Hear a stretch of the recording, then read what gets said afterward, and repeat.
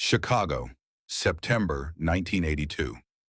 People were dying without warning, not from a serial killer hiding in the shadows, not from a bomb, not from an accident.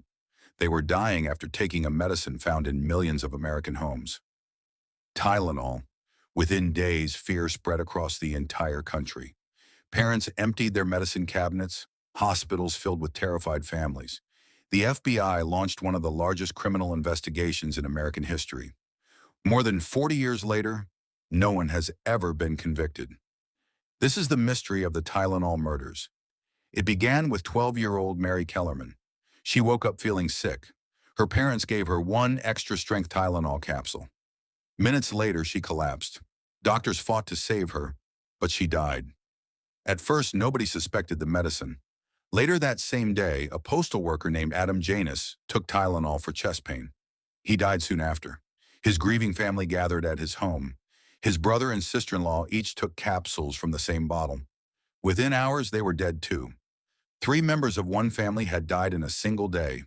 Investigators knew something was terribly wrong.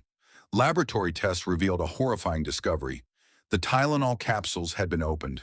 The medicine inside had been replaced with potassium cyanide, a poison so deadly that even a tiny amount can kill within minutes.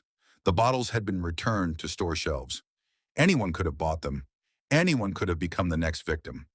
Panic spread across Chicago, then across the United States. Families stopped buying Tylenol. Stores cleared their shelves. Hospitals warned patients not to take any capsules. Johnson & Johnson made an extraordinary decision. The company recalled more than 31 million bottles of Tylenol nationwide. It became one of the largest product recalls in American history. The recall cost the company more than $100 million. The tragedy changed medicine forever. Tamper-evident seals, safety wraps, and protective packaging became the new standard.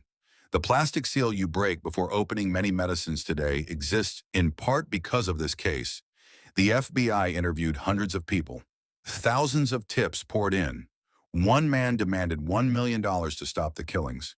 Investigators tracked him down quickly, but they discovered he was trying to exploit the tragedy, not cause it. Suspect after suspect was investigated. None could be linked to the poison bottles. Authorities believed the killer had purchased bottles from stores, opened them, filled the capsules with cyanide, then quietly placed them back on the shelves. It was a simple plan. It was terrifying, and it left almost no evidence behind. 7 innocent people lost their lives. Millions of Americans lost their sense of safety. Over the years, the FBI reopened the investigation several times. Advances in forensic science brought new hope. Old evidence was tested again, yet no arrest has ever been made. Today, the Tylenol murders remain one of America's most famous unsolved criminal cases. A crime that changed how medicine is packaged around the world. A crime that showed how everyday objects can become instruments of fear. More than 4 decades later, one question still remains. Who poisoned the Tylenol capsules?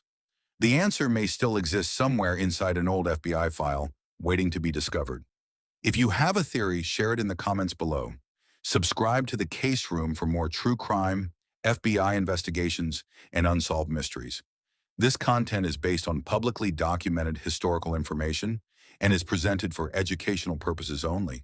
This case is closed, but there is always another one waiting. Subscribe to the Case Room. Every case has a story. New files open every week. This content is for educational purposes only.